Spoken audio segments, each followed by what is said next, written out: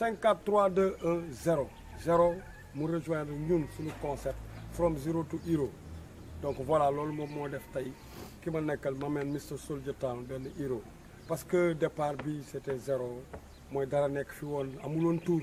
kenn xamu ko woon mais mu saagal ka ñafe ka ba tey tax na fii ci localité am Agaye am na fi tour yes c'est route général Xëch aka Xel mu Sell alias Serigne Nar coordonnateur général du mouvement jeunesse ak Xel mu Sell le DG de Mbedd Mi TV émission mi ngi tudd It's Time il est temps It's Time mi ngi nii ñu ngi ko defee Agaye avec ma man Mr Soldier Town for round l'homme downtown waaw bu la neexee l'homme qui mën a sound yeah donc voilà il fait tout sauf round nag waaw round moom yàlla nañ ci yàlla musal tey décor bi gis ngeen bu ngeen ñëwee background bi tracteur maanaam ça veut dire que localité bi dëkku mbay la fii mooy Gaye bu Maam Fawad Wele Gaye bu Maam Alpha Mayoro Wele Gaye bu El Hadj Malick Sy ñuy ñaan di sàkku ñaan donc voilà ni may def mooy damay introduire juste sama invité plateau bi gis ngeen plateau bu large la boo xam ni dañuy jël artiste bi jël acteur culturel bi jël manager bi jël producteur bi jël homme de label bi tey nag ki ñu jël sama man Mr Soldier Town Fall Thiar siyaar salaam waaw di leen nuyu di leen gëmee lu bari leen wax ni salaam la nuyu yow général Mr Roots waaw di nuyu waalo yëpp di nuyu Galsen around the world di nuyu monde entier yëpp waaw di leen wax ni this is Soldier Town aka for1 aka the welcome Fori aka Boom de Bari aka l'ambassadeur de waalo aka yaa ma gën a xam ni ci topp ni so mais Soldier remarqué woo benn affaire entre nous deux waaye yow ban saal ngay dugg di tëral xoolal grand bi ni mu toll booy am ni nga toll macha allah waaw moom lan lay def ba ceene non c'est that's so easy kooku loolu du jaaj ñun demuñu saal dafa naturel bon naturel comme tëral aussi liggéey la quoi naturel non franchement tolluñu woon nii waaw yëkkati weñ ba rond yëkkati wuñu yo weñ et puis avant peut-être endurance bu baax endurance def physique bu baax xam nga waaw est-ce que du tapalapa yi du tapalapa doo dagg da ngay mboxor man dinaa da ngay poñ sa yow mais tapalapa da ngay mboxor dagg dafa am bàyyi yaa ngi kii sax loolu may wax noonu daal mais tapalapa da ngay mboxor waaw da ngay mboxor donc ñun fekkee dañuy def physique bu doy la ñuy def endurance bi xam nga def ay atelier physique you know mais quand même yëpp pour ay pause defuñ ko ñun li ñuy def mooy apparence bu bëri ba fixe déb si mini ba yooyu la ñuy def mais pas pousse comme gars yi bu ñu doon pousse comme gars yi sax boo nga xoolee da nga koy xam dañuy volume nii rek mais doo fi gis doo gis trace yi quoi doo gis trace yi kooku sa copain moo ko moom Mr Gas El Salvador di ko saluer de passage moom vraiment tërën da ko bëgg am nañ benn salle bu nekk foofu noonu ñoom foutaise ñoom ñëpp di leen saluer di wax ni nag daf ci baax parce que dañ ne un esprit sain dans un corps sain te nit ki tamit physique dafa baax l'islam sax da ko diggale maanaam ngay wut pour def sa yaram def sa santé waxuñu la nag nga kii ba rond après commencé di dóoree mais bon donc li ñuy njëkk a def mooy Mr Soldier mooy ñu laaj la juste rek nga tracer ñu un peu sa parcours lan moo la enchanté nga dugg ci rap et pourquoi t'as pas choisi d'autres sonorités parce que boo xoolee localité yu mel ni am na yeneen yoo xam ni comme lamb gi comme traditionnel bi comme chanson religieuse yi parce que secteur bu religieux la moom moo fi gën a dox que rap bii nga bëgg a def tey bon ok comme li nga wax donc là so lu nekk am na loolu ci influence yi donc am na loolu animé sa main yi tax ngay def loolu quoi waaw ñun c'est-à-dire pour tracer comme d'abord ni nga ko waxee tracer la ko xam nga kii mu som xam nga douze bien xam nga et tout donc Soldier Town comme fi nga ko fekk fii gars yi la xam gars yi la dëkk gars yi la juddoo fi la yoroo fi la màggee fi la demee cursus étude am xam nga fi la defee cursus primaire xam nga moyen et tout donc secondaire bi la defee Dagana après parce que après bi si amu fi woon et tout et tout récemment am na mais amu fi woon donc tàmbali fii hip hop depuis lors mooy loolu ay vers les années 2007 2008 di ko defante noonu xam nga mais officiellement 2009 la ñu officiel fii town bi quoi fii nii quoi donc waree fa mooy loolu di ko flow donc hip hop nag li ñu ci dugal ñun dëggantaan mën naa ni esprit bañkat bi la quoi franchement parlant parce que su ma fàttalikoo fu ñu virus hip hop njëkkoon commencé dugg temps boobu ñu doon foowantoo yenn teg su rapu gars yi quoi. ñu doon def nii da ngay dégg kenn naan maa la ko gën a mën kii naan maa la ko gën a mën et tout. ngeen koy xëccoo quoi. nga xëccoo boobu. dana doon jaral te comme man bon je suis né vainqueur. mosuma nangu kenn di teg fete sama kaw. donc je suis né avec bu ma doon bëgg bu ñu ñëwee bu ma négligé même bu dee affaire bu ndaw la dama koy joxe importance. bu ma doon bëgg bu ñu ñëwee ñu naan kële moo mën wala kële moo ko mokkal yow mokkaloo waaw dafa doon jaral nag après may dem ci yenn rajo yi doo sax des fois xam ne émission bi sax du tudd sax wala yooyu mais boobu little temps little boy yow daal xam nga ne heure sàngam dina am rajo buy teg rab boobu noonu son boobu ngeen di xëccoo ma ngi fi nga dem toog c'est resté scotché son bi di ñëw ngay répété di ko buñ ko tegee rek nga am loo si jàmm di ko répété noonu boo ñëwee xam nga gagné après gagné boobu ñu gagné da lay neex fierté waaw fierté après da ngay bëgg di dama di defaat yooyu noonu léegi virus bi noonu ndànk-ndànk mu ñuy dugg ndànk-ndànk mu ñuy dugg mais dëggantaan ci concept dëgg-dëgg bu ñu demee ba xaw commencé comprendre message yu ñuy lan la tolloog ñu nekkaale en même temps aussi ay bañkat esprit teewal bi dafa dugg esprit teewal bi quoi ñu gis ni à travers hip hop même mën nga si jaamu yàlla ça dépend ci ni nga koy tegee parce que ki nga conscientiser ba tey dugg ci musiba kooku dimbali nga ko am lu moo doon dagaan mën na ko jàllale nga wax ko ñu ba ñu fekk ko fu mu nekk fajal ko soxla kooku dimbali nga ko kii na ko defoon naka si ñun noonu nga ñëw am loo wax ak moom ba mu bàyyi loolu jël waay bi kooku dimbali nga ko salaamaaleykum ak keneen ak keneen ak keneen koo xam te ni à travers le hip hop da ngay ci def ay actes yu positif ma ne nag lii franchement game la boo xamante ni man ak sama profil ak ñu ma yaree mën naa ci tàbbi te du ma yàqal dara ci sama wéy du ma yàqal dara ci sama comportement mën naa ci tàbbi nag ak beneen façon ngir teewal c'est rendre service may defal doomu aadama yi moo gën a am opportunité bi def ko esprit boobu esprit de rendre service boobu à travers les textes engagés à travers les sensibilisations à travers les conscientisations à travers les xam nga waree ba yaa ma gën a xam waree ba mais li mu lim yëpp hip hop la parce que hip hop égale positif encore il faut positiver kon bu ngeen déggee Souldier ça veut dire que li nga dugal ci rap du leen lu rendre service te dañ ko soxla de nos jours parce que tey guddi ñu toll àdduna bi dafa lëmbee dafa doy waar donc li benn parenthèse di ñaanal Sénégal ñu nekk ci jàmm surtout ci élection lañu jëm au mois de février yal na yàlla def ñu dugg si bisimilah rahmaani rahiim génn si alhamdulilah rabbil alamin di leen wax bu leen xeex bu leen xuloo bu leen nangu achat de conscience parce que ku nangu jënd sa carte si 10 000 15 000 20 000 ba 100 000 ah après daañu toog 7 ans sa kaw di la piétiner ngay mer di kaas te doo ci mën dara yaa dem ci urne yi yaa leen war a votel leen ak ki nga xam ne moom nga choisir mais pas achat de conscience donc voilà ñu gis ni hashtag 4 ñu gis ni aussi am nga benn team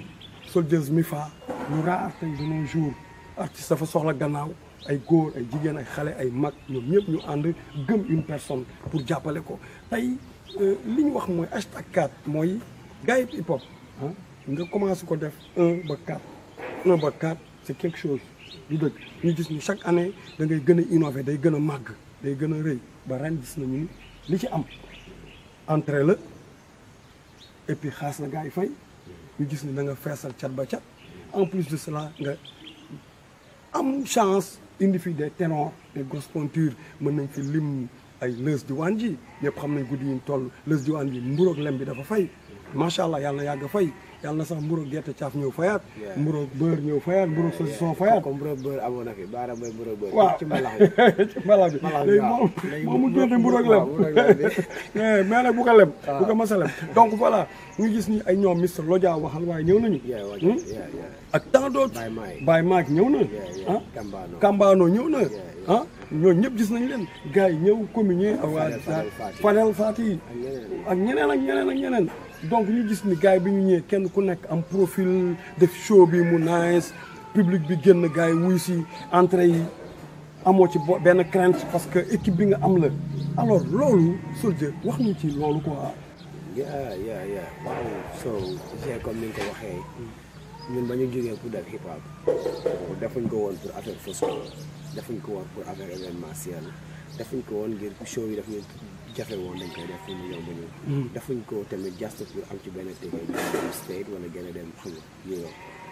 soo du loolu et puis nous sommes très conscients que nous avons une carrière à gérer.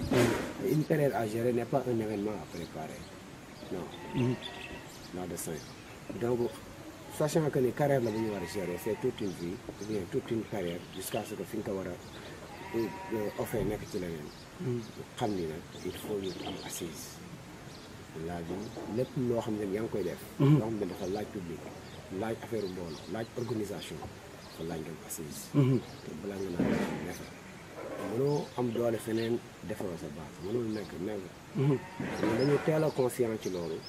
dañu teel structuré wu. ce qui veut dire que ñun tey ñu ngi doxee loo xamante ni di nga fi gis maximum d'artistes yi àdduna leen di dégg. amuñu structuration boobu. te structuration boobu moo lay jox base solide. moo tax Soldiers Mifaa bi ñu ko inspiré di ci dox tee ko mais mi ngi juddu ak festival bi. ba mu demee ba festival bi taxaw dëgg si at moomu la structure officielle. NTS ak Moustapha ñooy ñu ko njëkk a mettre en place fi ci gars yi. parce que idée beeg lépp man la. teg beeg lépp man la mais ñooñu ñoo xam ne mettre en j'étais à Dakar joxe idée yi joxe bagage yi gars yi ñoo wàcc ci terrain bi def communication bi def réunion yi jëkk yi directement ci affaire bi depuis la première édition ban nañu tey man soxlawuma buñ dee wàcc festival bi may ñëw gars yi je reste à Dakar jusqu'à ce que des fois parce que fa laay nekk di lijjanti bagage yi am nañu aussi Dakar rek du Sénégal mais Sénégal ñoo jël def ko Dakar. suñu njiit yi ñoo jël Sénégal def ko Dakar. comme tu es obligé sooy dox yenn yi nga dem Dakar. régler ko parce que tout est concentré là. Et puis c'est la capitale aussi hein. fu ma juddoo. c'est la capitale il faut aller à Dakar. waaw c'est la capitale. mais ça ne signifie pas ñu waroon concentrer lépp foofu. yow da nga gisoon ñu def benn système de décentralisation. Il devait y avoir ça. merci vous avez marché sur ma langue il devait y avoir ça. parce que aussi du ñëpp ñoo am moyen di move all time di dem di. pour wuti juste benn këyit aussi tamit. c'est exagéré. monsieur le président. on est à la 3e millénaire les données doivent changer tey boo demee Côte d'Ivoire wala tu m'excuses un peu tey da nga gis ñu am ay 3 capitales ay capitale économique capitale administrative. capitale de leneen dëkk bu nekk si en voie d'émergence. waaw donc noonu la fa demee. donc loolu tey waroon na mën a am mais amul donc nous sommes obligés yenn ñuy dox yi du ñu gaaw wàcc foofu ñu jënd ko foofu. ñoom ci base bi nag côté organisationnel la lépp lu ci làqu ñoom ñooy gérer. gis nga festival bi daan naa ñëw laa veille mais festival ren bi vous voyez le jour même laa ñëw. su ma ñëwee naan naa sangu pare xool naa baaf dem xooli leen jàkk jumaa jeeg yooyu. fekk gars yi perte nga fekk ñoom yegg si nañu. balaa may kii def nañu li ñuy def ba ñëw ñoom nekk yeneen. donc sant yàlla la quoi ndax mënoon naa bëgg a structurer te mettre ko en place te du réussir. mais yàlla dimbali nañu ba ñu amee xalaat ba am yéene bi pour def ko yàlla dimbali nañu mu am mu nekk te tey alhamdulilah mun naa ne ñu ëpp si li ñu jox doole loolu la daal. tey bu doon ñuy waaj festival bi obligé ñuy ñëw fii gars kon amaana am na yu bëri duñ ko dox tamit quoi. donc sant yàlla la bu baax leen remercier aussi ñoom au passage. leen wax maximum de respect leen wax ne affaire bi du Soldier ñoom la quoi. yee du Soldier ñoom la et dañu ni liir bu doxam neexee ndey ji moo jàpp ci ginnaawam kon Soldier dafa am ginnaaw te ginnaaw gi mooy tim bi mu am Soldiers Mifaa man xam naa ci dara parce que su ma ñëwee dama gis c'est une famille góor jigéen mag ndaw te période bi bu amee ñii dañuy jógee Mauritanie ñii jógee Thiès Kaolack ñii Richard Toll ñii fu ne ñëw bàyyi seen lépp jàpp ci donc loolu dafa am solo trop. donc voilà Soldier da nga génn benn vidéo bu rafet titre bi di avertissement xam naa lu ñu def lu dul dañuy seetaani vidéo bi te dellusiwaat c'est le nôtre avertissement.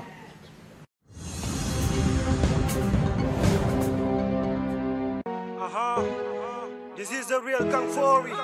Soldier Town aka Fagon, Fit Kambano, avertissement to everybody. Yàlla foko dara di mais duma teera di jël sama pilim bind ci ñi laahu bind ak yéemi li xew tey bëri jëfi ma tey nit ñi di concours saay yëf ju bon di ndox fu ne dina fa say woy xamadi gën a sañ amatuñu respect bu dul viol mbaa sàcc dox boo nag agressé woy ñàkk kersa jaay sexy kenn amatu ci valeur ni fëgg jaay seen kër ñu yombal rien ne valeur ñoom ngay gisaat ak seen biir bés ñu koy sàkket doo jóg di souffrir gain bi la jox sëkket prono yi ngeen di nëbb Facebook moo koy siwal du ngeen jukki di rëbb teg loxo nga ni ko diwal megolo ñaawul bàyyam la niru li ngay xeeb ci booyi li ci parents yee ko gën a ngiru suba ngoon grand place a gën a éducation de base base fii à papa fii sa mama tax na tey xale yi maam Galsen ngay gis pa bu taxaw joxeñ ci mbedd wax ma déggantaan kooku noonu moom kan la yedd bu nday tëbbee di njaaloo ana fu dem di jëm bàyyi jeeg soxna mbaaloo fii xol yëpp a xam budul moom nga wax ma xanaa dootul Galsen bi ma xam ñeme tàcc tax na mënatuma ràññee xam-xam nañu laahu musal ci sër ñu tari yàq yi wane maa mën sa kër ñu tas ko ak ñoo bëri yàq yi seet kat wala fenkat astaghfirullah wutum bës waral ñu latte ci R&B gën a télé joxe verdi xanaa yaay dicté yàlla ji xanaa yaay dicté yàlla ji yaa bu tàgg bi di demee di everyday ni yàlla la ñu woote wàllu amatuñu fu ñu jëm ne bas bu nekk nit ñaa ngi dooti njiiroo lii da doy na waar yow lii da doy na waar yow lii da doy na waar yow foora tufi même ci sa mbokk xaqan joxe confiance war a tufi mooy njëkk a gas sakkan mbokk mi feebar ñu laaj nga ne awaam na ko naan sàngara mu dee nga def daaj sa nag bee bii naan sàngara show bis ak def buzz daa lamboo ay loram man ak kin fecc kat ba ci mbalax bi miin ana ku ci jaayil ngoram accepté condition wu lobby doon à la une ci journaux yi yàgg tàcc gaa ceeb artiste formation yi buñ koy def duñu nooyi góor jigéen ñi duñ fi jeex si tel ma kooba yi penku leur manière ni disquette relire ci seen envoyé musique bu amul coono bi nee na ñu day faay mais foobee ci kaana bi sa carrière lay faay télévision yi li ciy daw war nañ ko xoolaat wane slip wane fer ak ñoo pervers ñàkk xalaat noppee guma ci animateur yi honoré leen seen bopp xool ci jëm ci yàlla Jules Junior tuba yi gën a baax ci hip hop wallahi bokk nga si ñu ko ñor mais foo fekk bu gudde bi nanga ko wër gis ndax am na yit bu gàtt bi rappeur yi digle set ñoo gën a xeeñ force lu ñuy dunde ci pet boo ko xamoon doo ko moos 24/24 ci studio doo tala julli ñaata ñoo ci dagg répétition ndax waxtu julli las dur boo rest in peace ba ko tiidee nañu misaal ku ci fàtte jaamu topp iblis yawmal qiyam din la fitnaal yawmal qiyam din la fitnaal bu tàgg bi di demee di everyday ni yàlla la ñu woote wàllu amatuñu fu ñu jëm ne bas bu nekk nit ñaa ngi dooti njiiroo lii da doy na waar yow lii da doy na waar yow lii da doy na waar yow pas de sujet tabu lépp lay fësal jàll yoon wi li koy tax leer ux bu wekk moo koy xàll bu dee ñu waroon a attee gën a dëng sa xab gëlee mu pël naka la dëgg di amee justice su post corruption de pël wax ma juge bu ñuy dicté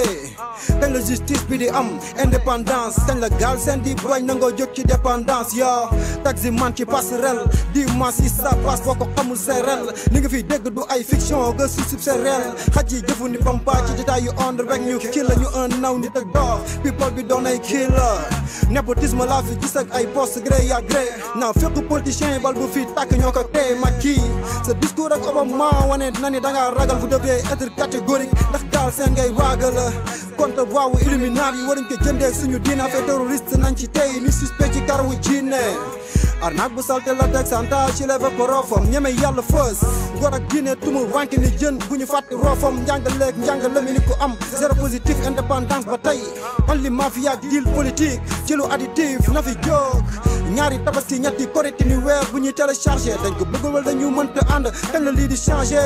yaa li fi nekkeen mënu ko dajal da ngay faar rek ba fi nga yem dinaa ci masir dajal mbaa bu ñu tasee du am ndam bu dëggoo lu ñuy woote ci borom Touba Maodo Limam ak Maam Baay tub ke pawr ci bu kunta ñaaw tel fi nañ ko bàyyi ñaaw tel fi nañ ko bàyyi yàlla la ñu woote wàllu amatuñu fu ñu jëm ne bas bu nekk nit ñaa ngi dooti njiiroo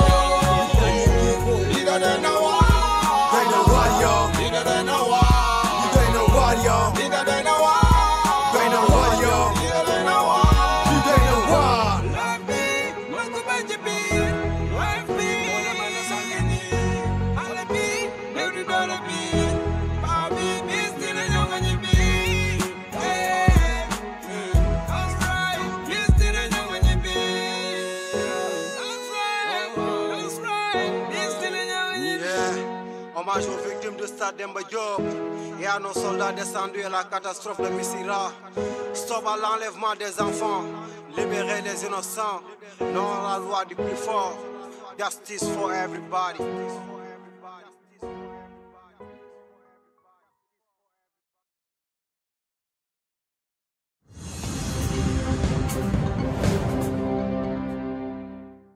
waaw gannaaw seetaan nañu vidéo bi rafet na trop gis nañu réalisation bi rafet na trop mais thème bi avertissement par rapport à quoi. ok waaw avertissement comme ni nga ko déggee parce que c'est un truc boo xamante ni il dénonce. c'est un dénonciatif quoi. vous voyez donc avertissement ci lan ci d'abord xam leen ni liy dox ci temps bi ak ni mu demee lépp teg nañ ci bët te vous êtes averti à ce que ngeen jóg ci loolu sinon lu ko mooy dañu leen jéewaane ak dina ko dégg ñuy def yenn forme yi si buñ ko dañu jóg ci lu mu nekk balaa adduna di ko xam gàcce di am muy kooku c'est-à-dire pour avertir leen ni clash gu ma damay def constat nii rek. sama constat la. du sax clash. ok beneen avertissement bi mooy ñu ngi ci suñuy ñaawteef ak suñuy musiba mais nañu sóor ni bari na luy am yooyu ay flèche d'avertissement yoo xam ne dañuy junj ni suñuy ñaawteef am na fu ñu jëm bari na jéey yi am tey autant daaw ko dégg bari na yi ñuy xew ci Sénégal autant daaw ko dégg bari na musiba yoo xam da nga koy dégg tiit mooy daaw ko dégg ay jamono wala boo ko déggee daa koy dégg ay genre dee yoo xam ne dañu doo ko ay genre accident yoo xam ne doo ko ay accident loolu ku ne nga ci part moo tax nga ci sama bi ci tur bu dee état bi am na lu muy def naka suñu noonu boo xam ne tey loolu am na lu mu mën a def mu nekk bu dee na ma yàlla baal entre guillemets bi ci côté diine bi tey ñi nga ci yaakaar des fois am na ci tamit des fois yenn yi xew a xew yooyu dégg yoo xam ne yow en tant que taalibe bi sax dina neex bu dee ci beneen boor ci côté kër yi des fois nga gis tamit loo xam te ni waajur doxee ko yow muy doom bi du la neex des fois nga si gannaaw bi doxee noo xam ne yow muy rakk ji du la neex des fois yaay ji doxee noo xam te ni yow muy doom bi du la neex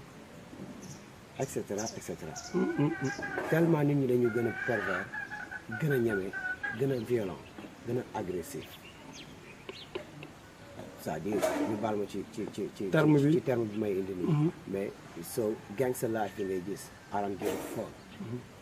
I don't give a fuck about your fame I don't give a fuck about your team I don't give a fuck whatever donc esprit I don't give a fuck boobu noonu fu ñu koy doxee dara duñu jom dara du ñu rus dara du ñu tiit dara lu ñu neex la ñuy def problème de pudeur la gars yi am c'est ça donc léegi nit ñi amatuñu baaraas ci dara plus que ñu ngi def musiba plus que yàlla di wane boppam ay jéye ay affaire yoo xam te ni daawoo ko gis avant da nga doon dégg rek muy nekk nii ay message yow ay rêve da nga koy gis léegi gars léegi c'est des avertissements yooyu da am lu lay wan te boo orienté wul xamal ni lu raw loolu mi ngi lay xaar boo fi jógee demee xam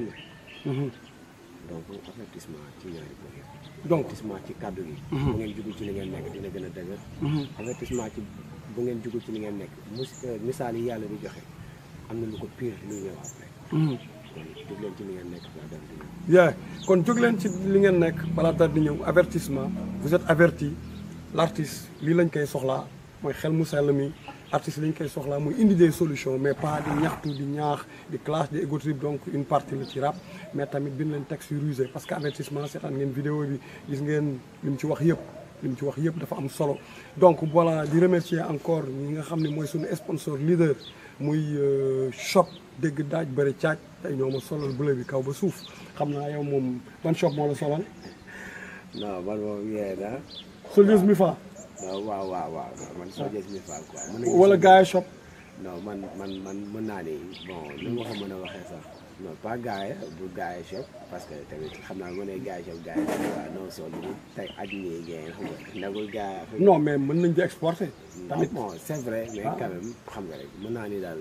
waaw mooy loolu waaw mooy loolu yow daal yaa choisir mais man dama am yàlla def na bon loolu la des fois ñu ma posé question bi sol kan mooy def say costume solo li nga war a solo say shopping ak ay ma leen bon franchement man j'ai la chance que juddoo nekk fay boo xam ne ñoom dañoo favoriser solo torop mooy famille Mbayeen ñaari bool yëpp nag sama papa ñi ko xam dëgg quand il était quand il était jeune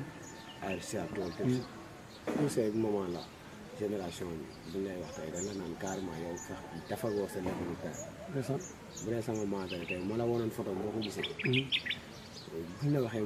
kii bu ma la nee kii mooy sama mère la nga naan mère non mu nekk parce que tellement elle est jeune tamit dafa nekk tamit koo xam dafa bëgg selfam trop donc man ci famille yooyu laa jóge te moo tax aw ma problème def xam nga def bon équipement quoi xam lan lañu war a teg fan quoi ndax yàlla def na samay sous-vêtements koy kii sama bopp quoi mais dañ lay dugal ba tey dégg daaj bëri caaj shop boo fa duggee tamit dalay yokk rek dafa mel na ñu ni géej gi am na ndox donc voilà kon ay ca dox yoxan donc voilà xam na juste pour terminer aussi di remercier waaye studio Jot Jotali di remercier ñi nga xam ni tamit ñoom ñoo ñu seetaan sur le net boo demee si YouTube boo defee Mbedd Mi TV juste chaîne Mbedd Mi TV di nga am pour l'instant émission yi donte nag ñi ngi ñaan aussi tamit di wut pour am benn télé bu officiel et ñun suñu télé ni ñu ko bëggee du ay même bu warul Sénégal gi yëpp ne nekk télé de la vallée waaw li tàmbale Saint-Louis ba jëm biir donc pourquoi pas buñ ko commencé def ñu tànn parce que doo am jot au niveau de Soldiers Mifa gis naa ci ñoo xam ne war nañ mën a présenter des émissions incha allah mon ami Mr NTS di la saluer ñoom waxa di leen saluer di saluer gars yi ñoom Tafa ñoom ñëpp alors fi may terminer dernière question balaa ma lay jox nga àggale moo gis nañu Soldier aussi c'est quelqu'un boo xam ni dafay def résultat à l'école dans les études parce que boo xoolee bu ñu xoolee parcours am que ça soit muy cycle primaire secondaire ba à l'université da nga def ay preuves aussi xelay fàttu maa ngi fàtte tey le 14 octobre 2018 lundi 14 octobre muy jour ouvrable démb nag la sama benn sister doon def birthday am anniversaire am muy Awa li nga xam ne Saint-Louis dëkk mais sa xarit Tafa frère am moo ko takk boo xoolee ba si biir boo tourné tuuti rek seen wetu kër la ñu nekk Awa muy ku baax kuy suivre hip hop koo xam ni ay frère am naan defal son Awa daan na sax son tey actuellement mi ngi say fii ci gars yi kon ça veut dire branchage dafa baax donc Soldier par rapport à l'étude par rapport ak résultats yi nga xam def nga ko ci études yi alors parle un peu de ça ban chance moo la ko may. bon mën naa ni d'abord balaa ñu ëpp chance sax donc mën naa ni détermination mooy base lépp quoi lépp ci détermination lay amee lépp ci détermination aussi moo ko waral quoi parce que bon ñun fii la ñu commencé jàng depuis bi ñuy jàng aussi xam suñu famille xam nañ ni ma fi jàng 5 premiers daal ko jël franchement parlant bu dee am na ay quelques années ñu jël ay 9 wala leneen bëriwul mais après 5 premiers yi duñ ko woon génn ba yàlla na mu dogalee après xam nga ñu génn fii am suñu defe na dem Dagana tamit dañu amoon benn esprit d'abord suñu famille dañu doon orienté toujours à ce que bu ñu bëggee am liberté totale ci rab bi nañu favoriser suñu jàng muy pa muy suma tons au passage ñu koy nuyu du liggéey affaire demee noonu dañu favoriser woon tellement dafa mel na école la jëm may woo dañ may soxla dañ ko soxla 5 Soldier balaa nga eggale ñu profité di wax ni waajur dafa baax sa papa Isaaxa Mbaye suñu papa di ko sant di ko gërëm gis nga tout à l'heure ton neveu il est venu te demander pa bi nee na ñaata nit ñoo fi nekk moom mooy sponsor leader bu festival bi am boulangerie ci biir gàlle bi di defar ay mburu yu normal yoo xam ne tey bu ma ko lekkee toute la journée ndox rek laay mar doo xiif tout à l'heure gis nga yónni na ko pour mu ñëw demander ñaata ñoo fi nekk encore une fois respect et merci à la famille de Soldiers Mifa surtout mention spéciale à notre père Isaaxa Mbaye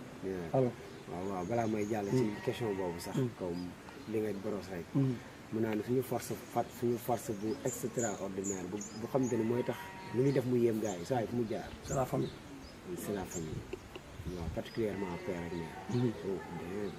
foofu moom never touch loolu buñ laal waaw ñoom ñaar moom tellement dañu ba pare lu ci gën a grave ma wax la ko tey dama am ak ñoom complicité bu extraordinaire gis naa loolu mën naa ne seeni secret yu gën a grave ci àdduna buñ ko waxee ak kenn ñoom dañ koy xam ndeysaan dañ koy wax ak yow tu es l'aîné de la famille maay aîné am naa ñu gaañu nag naturellement dama aîné mais fi ñu toll maay aîné mais instant bi ay taaw maay taaw parce que ñooñu dañoo làqu parce que ñooñu dañoo làqu mais tellement dañoo am complicité muy paa muy mère surtout mère mi ngi Mauritanie waa Debout au passage ma koy nuyu maman Kiné Gueye samay rakk Aminta Moussa Awa Mohamed Djibi ñoom ñëpp maa ngi leen di siyaar bu baax sama tons Djibi bi xam nga donc yéen di la wax ni suñu force dëggantaan nag suñu secret bi ba ñuy yem gars yi waajur yi la quoi ndax ñun amuñu lu jàpp suñuy waajur teg leen fi ñu war a teg amul ñoom benn complicité bi donc loolu moo ci nekk paa bi gis nga nu mu fa demee mooy loolu tey bañ fekk ñu toog jotaay xam nga di tey waxtaan da ngay foog ni man ak samay gars ñoo toogaale dañuy waxtaan bi lay jolli xam nga kafre ñëpp xam nga ñëpp di bëgg xam ne fii yaa de l'harmonie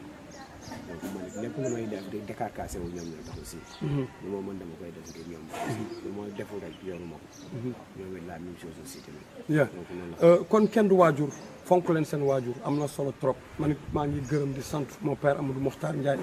et aussi di santaat bu baax sama yaay Souadou Marème Faye elle se repose dans les cimetières de Yoff di ko wax ni fa nga nekk ñun am nañ ci yaakaar parce que def nga li nga war a def ci ñun cause pour laquelle sa liggéey moo tax tey maa ngi fii àggaay sa liggéey moo tax ma xam nit ñu baax ñi donc yaay nit nga ci nit ñi ngay sëtu Chérif Sidi Ahmed Khoureyssi di sëtu Chérif donc tëddal dalal jàmm yaa ngi ci àjjana yi gën a kawe di ak bépp waajur aussi tout récemment un de nos pères il s'appelle Édouard Varfois c'est le frère aîné de Marie-Madeleine Diallo donc tamit mu berse ñu bëri ci côté musique moom it mu décédé depuis la France ñu indi ko démb lañ ko enterré di ko jàll toute la famille ah ñoom Mame Fili ñoom Jo ñoom Benjamin ñoom Marc ñoom ñëpp toute la famille Valfroy di leen wax ni àdduna nii la demal maa ngi ñëw alors on était sur les études ah juste li def sa fort ci études yi ok mën naa ne mooy c'est-à-dire motivation bi ñu ma doon jox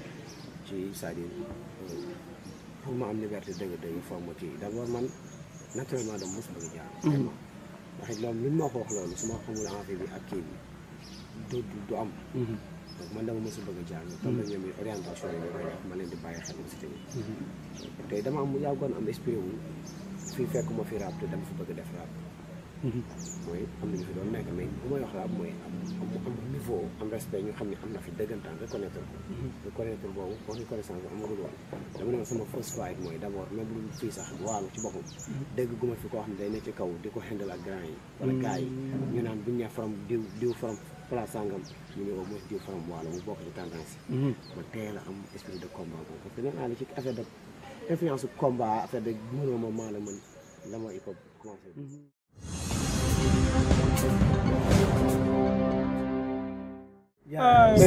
wala progress man jaajëfaay Mr Kambano te boy naka waat mbaa yeew nga nice waaw prends place waaw mais voilà l'invité surprise l'invité surprise est là il s'appelle Mr Kambano moom moo def le son avertissement avec son frère Soldier Town aywa yaa ngi ci émission X-Time ñu jël sa frère sa brother Mr Soldier Town fii ci gars yi bon tu es l'invité surprise aywa Mr Kambano aywa lan ngay wax waa Mbedd Mi TV waaw tout d'abord damay remercier aussi bon ñi nga xamante ne aussi depuis sama commencement def ñaar ma yegg ndax météo na trop ci yoon bi pour nga ñëw vraiment mais alhamdulilah rabbil ak si nga jàmm ci jàmm waaw donc di leen wax ne leen rek di nuyu tamit ñi nga xamante ne mooy adduna bi around the world xam nga Africa xam nga di nuyu gars yi nga xamante ne ñoom ñooy suivre émission bi chaque jour anything night and day xam nga maa ngi leen di big up di leen wax ne seen doom yée ngi nii yemaan dañ nekk ci waar bi nekk ci yoon bi ngir mën fa yegg incha allah pour bégal jaam yëpp waa lii la ñu am big up yourself waaw alors tey taf sa frère Soldier Town ngeen defandoo son bu nice bu tudd avertissement dañ vidéo bi alors lan la def waaw man avant tout sax damay wax d'abord man Soldier Town frère la ci man parce que li tax mooy que ne nit ki li leen lien bu ñu am ci yéen rek bu ngeen job rek lien boobu dama naan yàlla kese la quoi bon sant yàlla bu baax ci loolu nga xamante ne moom moo ko def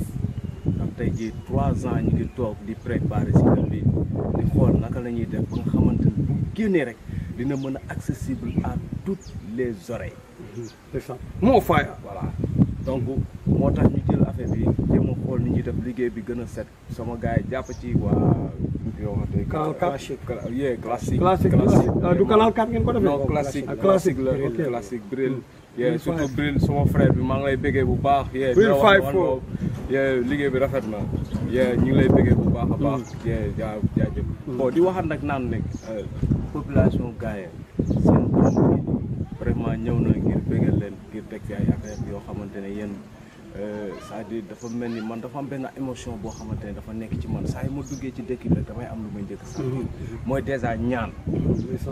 damay sentir ñaan avant tout ñaan boobu may sentir nag déjà mi ngi ci ñëpp mi ngi ci même tout temps yi xale yu ndaw yi ndeysaan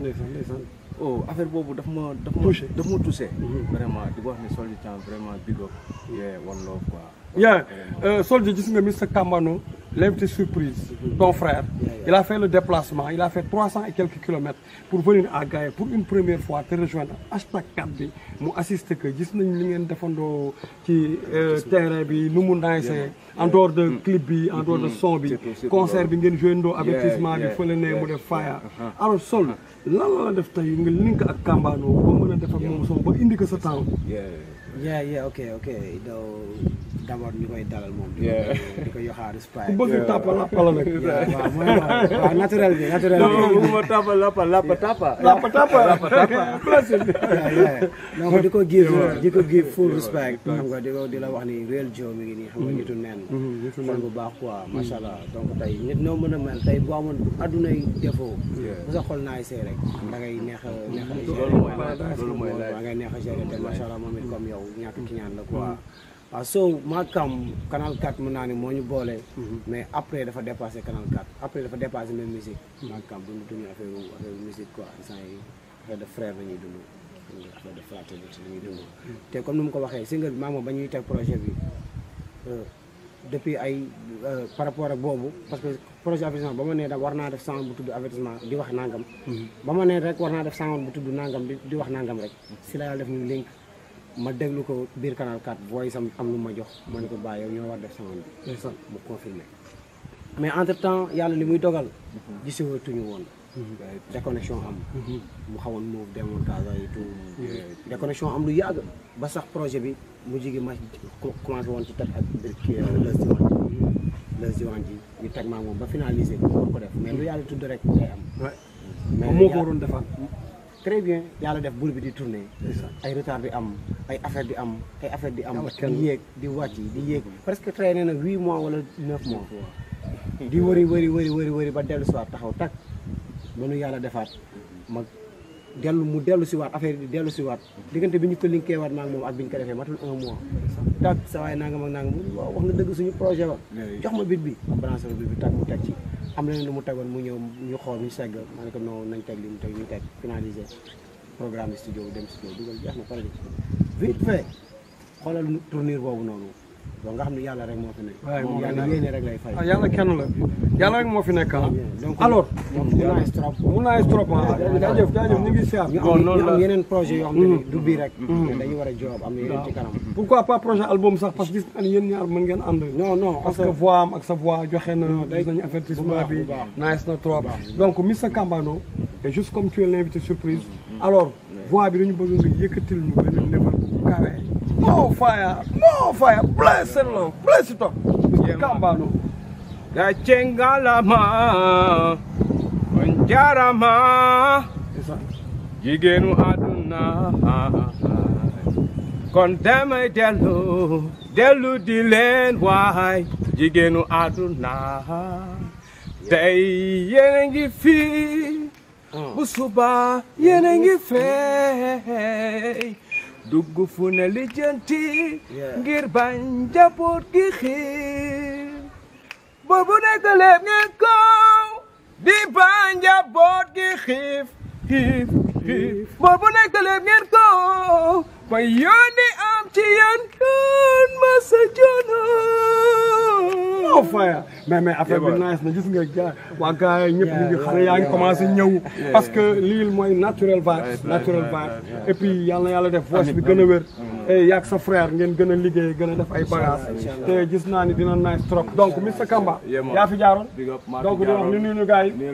mais kañ ngay dellu yow dafa mel na boy bëggatoo dellu ay dem non man kay fu mu toll nii fii moom da nga dëkk bàyyil ma dëkk rek ma jël waaw ci tabax na kër gu rafet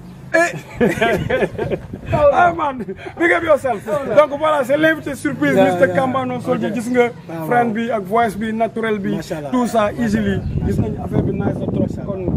nice na ah one love nice na fall respect rek yokkoog bi ndam lépp dina baax inshallah am ñaan waajur am na solo te am nga ko donc voilà Yeah, one love. yàlla baax na.